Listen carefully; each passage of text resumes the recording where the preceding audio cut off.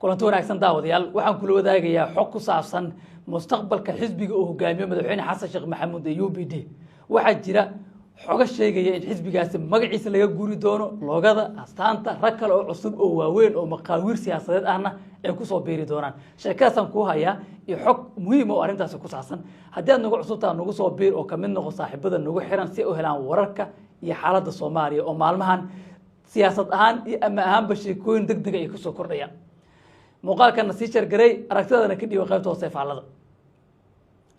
sidaad ogtihiin in badan oo kamid ah waa taqaanaan ama waa aragteen xisbiga UPD ee hogaamiyo madaxweyne xasan sheekh maxamuud oo laba jeer xukun ku guuleystay xisbiyada ugu waaweyn ee dalka Soomaaliya hadda ka jira ee ku meel gaarka ah ayuu ku jira sidoo kale wuxuu qayb ka yahay xisbiyada aan wali shahaadada ka qaadanin guddigan hadda jira ee madaxa bannaan ee doorashooyinka qaranka iyo soodimaha iyadoo dawladdiina ay xisbiga hadda ama xisbi xaakimka yihiin welina aysan isdiiwaan gelin waxaan xog ku helay in xisbigaasi la rabo in magaca laga bedelo loogadiisa la bedelo astaantiisa la bedelo xubno kale oo cusub oo waaweyn ay ku soo biiraan ragga ka mid noqon doona xisbigaas sidaan xogta ku helnay qaab dhismeedkiisana wax badan ka bedeli doona waxaa ka mid ah madaxweynayaasha maamul goboleedyada Galmudug Koonfur Galbeed iyo Hirshabelle sidoo kale waxaa ku soo biiri doona xubno kale oo waaweyn oo hay'adaha dalka ugu sareeya hadda madax ka ah sida xubnaha baarlamaanka madaxdooda iyo qaar kale xogtaan helna waxay tilmaamaysaa in xisbigan oo hogaamiye ka sii ahaan doono madaxweynaha hadda talada haya ee xasan sheekh maxamuud gudoomiyaha xisbigan oo noqon doono ra'iisul wasaaraha Soomaaliya Xamse Cabdi Barre madaxweynayaasha maamul goboleedyada iyo gudoomiyaha golaha shacabka iyo xubno kale oo la leeyahay waa ku biireena waxay nahaan doonaan golaha sare oo xisbiga oo yeelan doono oo aan markii hore ka jirin laakiin waxaa timid dood kale oo warinaysa haddii taasi dhacdo oo dhawaan lagu dhawaaqi doono waxaan xogta ku helnay sidoo kale in madaxweynayaasha saddexda maamul goboleed ee aan hadda soo sheegnay ee xisbigan ka mid noqonayo in xukunka oo sidoo u sii joogi doonaan Hirshabelle Galmudug iyo Koonfur Galbeed in ayaga madaxweynayaal ka noqon doonaan xogtaan helna waxay tilmaamaysaa in ragga maqaawiirta ah ee maamul goboleedyadaas damac uga jira inay xilal ka qabtaan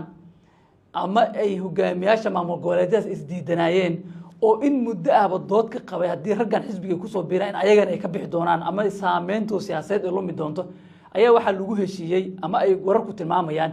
in la isla qaatay in ayagiina dawladda la soo geliyo maasha Allah maanta waxaan soo booqday beerta Dar es Salaam waa meel dalxiiska ku fiican cadceedii baan halka ku haynaa biyi bay leedahay cagaarkii xayawaanaadkii baa halka ku nool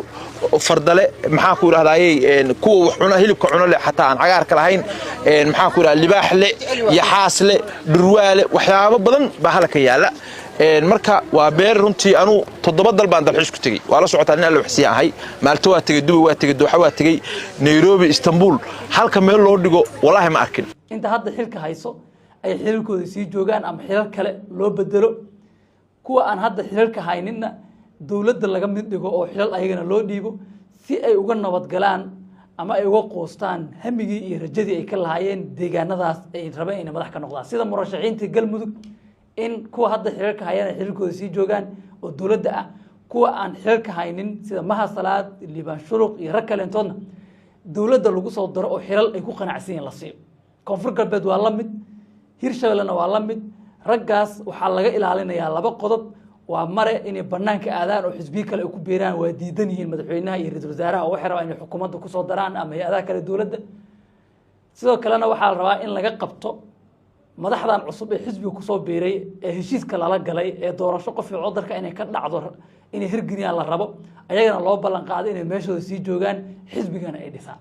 inaysan kuraastooda qalqal gelin waa la rabaa sidaas darteed ayaa dib waxa loogu soo celin doonaa sidaan xogta ku helayno inay iyagana ay dawladda ka mid noqon kuwa xilka haynin kuwa xilka hayna xilka qaas lagu sameeynin madaxda maamul goboleedyada iyo madaxweynaha iyo ra'iisul wasaaraha iyo xubno kale intoodna ay gud ay wada dhistaan xisbigaas sheekooyinkaas jiro maadaama dalka Soomaaliya oo u guurayo nidaamka xisbiyada doorasho qof iyo cod loo socdo xogta aan helnay iyo ila kala duwan wararkaas noo xaqiijiyeen xisbiga UPD hadda wuxuu ka mid yahay xisbiyada ugu waaweyn ee dalka Soomaaliya maadaama xisbiyo ku meel gaar ay jiraan xisbiyada waa xisbi laba jeer xukunka madaxweynaha ku guuleystay 2012kii xasan sheekh maxamuud oo hogaamiye ka ah ku guuleystay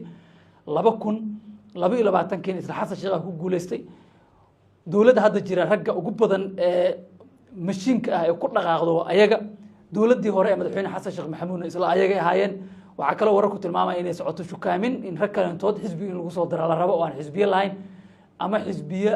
la rabo in isbahays samaystaan kusoo dhawow Somali Sudanese Specialist Hospital oo ku guuleystay abaalmarinta isbitaalka ugu fiican Soomaaliya waxaa isbitaalka ka howlgala 125 dhakhtar oo 30 kamid ah yihiin takhasusi oo aqoon khibrad iyo takhasus u leh daweynta iyo qalliimada casriga kombiyuutarka uur ku jirta CT scan iyo MRI waxaa isbitaalka kugu diyaarsan mashiinka kaliyaha lagu dhaqo iyo qalab casri ah oo lagu baaro xididada halbowlayaasha iyo wadnaha laguna furo xididada xirma isbitaalka takhasusiga ah ee Somali Sudanese wararkaasa ka cusub Soomaaliya iyo nidaamka xisbiyada iyo siyaasadii lama oga saameynta ku yeelan doonto xisbiyada kale ee dalka Soomaaliya ka jira ee waaweyn sida xisbiga himilo qaran oo hogaamiyo madaxweynihii hore ee Soomaaliya Sheekh Shariif Sheekh Axmed madaxweyne Farmaajo iyo saameynta siyaasadeed sida ku yeelan karto inkastoo wali xisbi uusan ku dhawaaqin madaxweynaha Puntland iyo madaxda kaleba iyo xataa xubno kalentoodo kursiga madaxweynaha Soomaaliya raba sida ra'iisul wasaarihii hore ee Soomaaliya Xasan Cali Kheyre oo aan isagana wali xisbi ku dhawaaqin Maxamed Xuseen Roble waxa la wariyay oo isagana raggan ku beeri doono sheekooyinkaas aragtida ka dhiibo qaybta hoose faallada muuqaalkana sii shargaray haddii aad nagu cusubtana nagu soo bir maxay ka bedeli doonaan dalka xisbi noocee ayuu noqon doonaa xisbigaas dhalinyaradu kaalin iyo door ma ku yeelan doonaan aad u mahadsantahay